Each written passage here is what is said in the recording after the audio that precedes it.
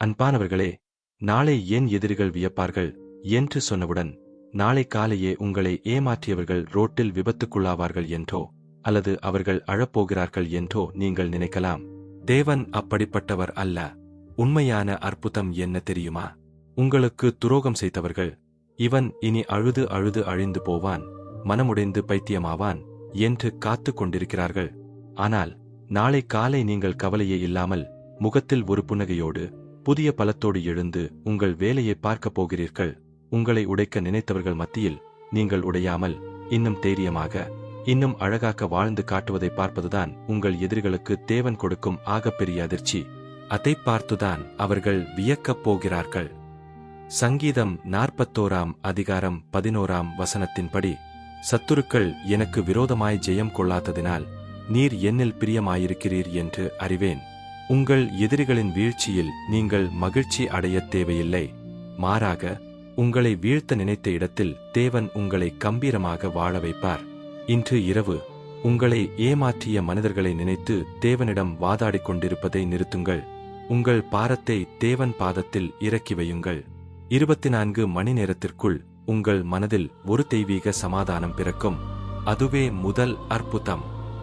பல கிறிஸ்தவ மக்கள் நினைக்கிறார்கள், எனக்கு அற்புதம் நடக்கவில்லையே, எனக்கு அப்படி ஒன்றும் தேவன் செய்யவில்லையே.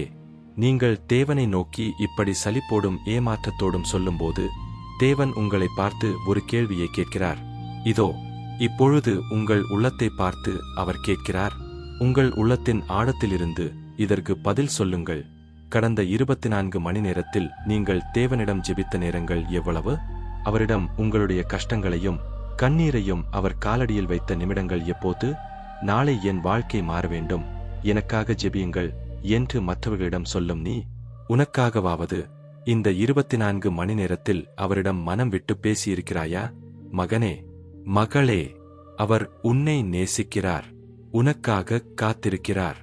ஆனால் உன் உதடுகளினால் வரும் வெற்று வார்த்தைகளுக்காக அல்ல, உன் இருதயத்திலிருந்து அவரை நினைக்கும் உண்மையான நிமிடங்களுக்காக அவர் ஏங்குகிறார். உனக்கான அற்புதம் உன்னை நோக்கி வந்து கொண்டுதான் இருக்கிறது. ஆனால் உன் மனதை அதற்காக நீ தயார் நிலையில் வைத்துள்ளாயா என்று உன்னை நீயே கேட்டுப்பார். வேதத்திலே ஒரு மனிதன் இருந்தான். அவனுக்கு ஒரு பெரிய அற்புதம் தேவைப்பட்டது.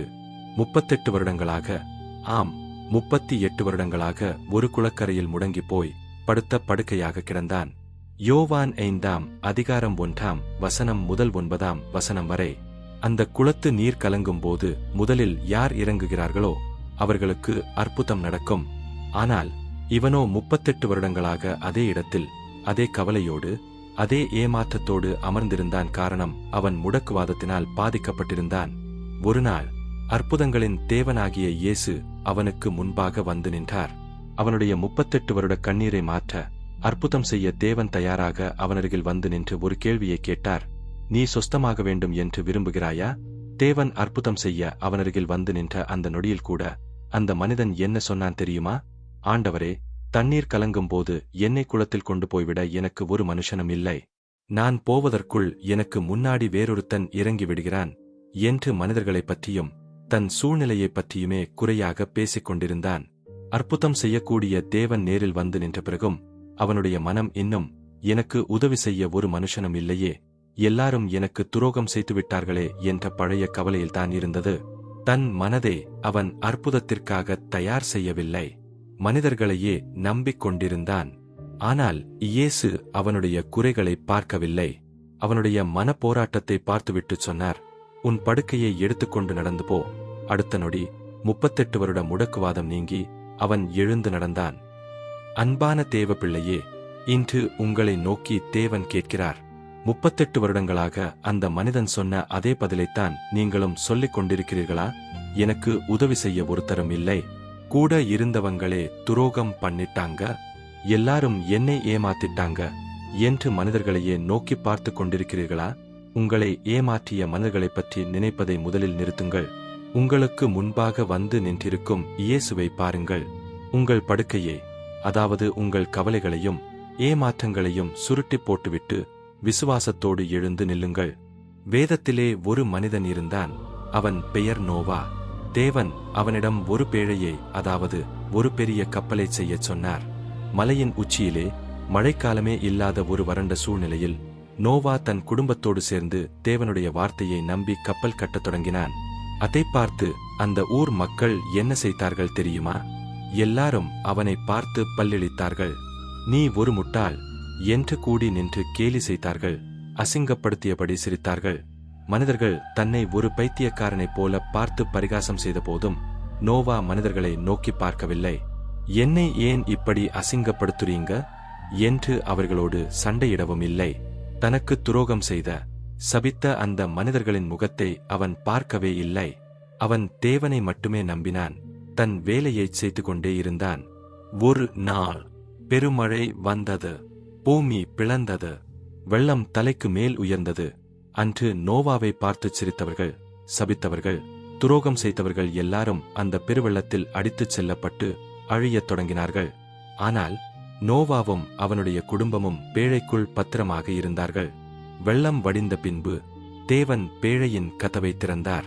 நோவா வெளியே வந்து பார்த்தபோது அவனை அசிங்கப்படுத்திய, சபித்த, துரோகம் செய்த ஒரு மனிதன் கூட அங்கே இல்லை.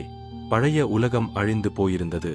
தேவன் நோவாவை ஒரு புதிய உலகத்திற்கு அழைத்துச் சென்றார்.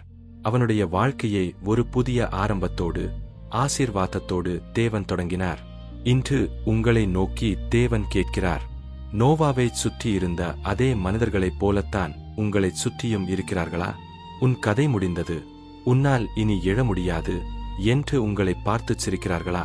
உங்களை ஏமாற்றிய மனிதர்களை நோக்கி பார்த்துக் கொண்டிருக்கும் உங்கள் கண்களை திருப்பி, ஆண்டவரே, என்னை சுற்றி யாரும் இல்லை, நீர் மட்டுமே இருக்கிறீர் என்று நீங்கள் முழுமையாகச் சரணடையும் அந்த நொடியில் உங்களுக்குள் ஒரு மகா அற்புதம் நடக்க ஆரம்பிக்கும்.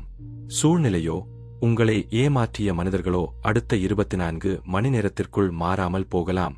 ஆனால் உங்களை வதைத்துக் கொண்டிருந்த அந்த துரோகத்தின் வலியும் கவலையும் உங்கள் மனதை விட்டு பூரணமாக நீங்கும். தேவன் தரும் ஒரு தெய்வீக சமாதானம் உங்கள் நெஞ்சை நிரப்பும். அதுவே முதல் அற்புதம். உங்களை உடைக்க நினைத்த இடத்திலேயே நீங்கள் உடையாமல் நோவாவைப் போல மன அமைதியோடு நிமிர்ந்து நின்று ஒரு புதிய விடியலை நோக்கி உங்கள் வாழ்க்கை பயணத்தை தொடங்குவதுதான் உங்கள் எதிரிகள் உங்களை பார்த்து வியக்கப் போகும் ஆகப்பெரிய சாட்சி. நாம் இப்பொழுதே முழு இருதயத்தோடு ஜெபிப்போம். உங்கள் கைகளை நெஞ்சில் வைத்து கண்களை மூடி இந்த ஜெப வரிகளை தேவனை நோக்கி ஆழமாக ஏறிடுங்கள்.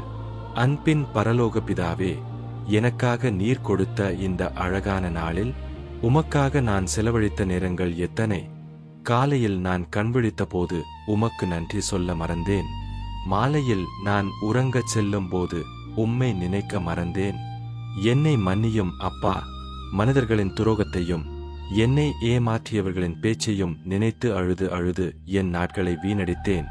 ஆனால் இன்று இரவு என் கவலைகளை எல்லாம் உம் பாதத்தில் இறக்கி வைக்கிறேன். நோவாவைப் போல நானும் உம்மை மட்டுமே நம்புகிறேன்.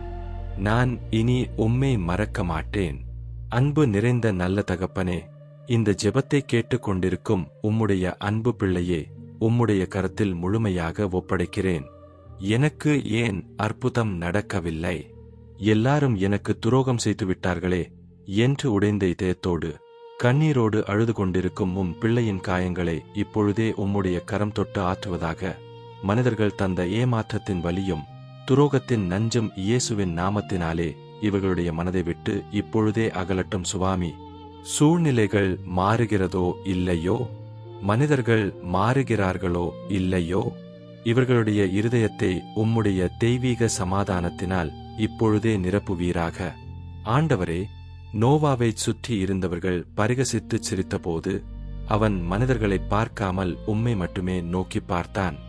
நீர் அவனை ஒரு புதிய உலகத்திற்கு அழைத்துச் சென்று ஆசீர்வதித்தீர். அதேபோல உம் பிள்ளையை அசிங்கப்படுத்தியவர்கள் இவன் கதை முடிந்தது என்று நினைத்தவர்கள் மத்தியில் உம் பிள்ளைகள் மனமுடையாமல் சோர்ந்து போகாமல் நாளை காலை ஒரு புதிய விடியலோடும் முகத்தில் புன்னகையோடும் சிங்கத்தை போன்ற புதிய பலத்தோடும் எழும்ப கிருபை செய்வீராக. இவர்களுடைய வாழ்க்கையே இவர்களின் எதிரிகளுக்கு முன்பாக ஒரு மாபெரும் சாட்சியாக மாறட்டும். இயேசுவின் இன்ப நாமத்தில் ஜெபிக்கிறோம் எங்கள் ஜீவனுள்ள நல்ல பிதாவே. ஆமென், ஆமென், ஆமென்.